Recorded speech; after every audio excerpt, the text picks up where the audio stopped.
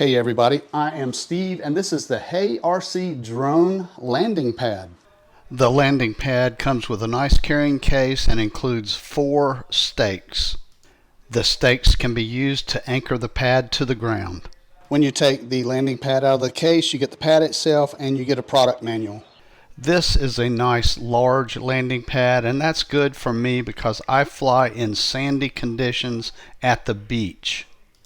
Each side has a different color. The other side of the pad is orange, which is highly visible and will be very helpful for your drone to land. I have my drone on the pad. It's a Mavic Air 2, and you can see that this pad gives me plenty of room for my drone. I really like that. All 4 corners of this landing pad have these grommet holes, which would make it very easy to use the stakes they provide. As you can see, this is a very thin landing pad. However, this is some very strong, sturdy vinyl plastic type material they've used. It's lightweight, thin, but it should last forever. Now this pad is really easy to fold up and put away. That's it. You see how thin it is?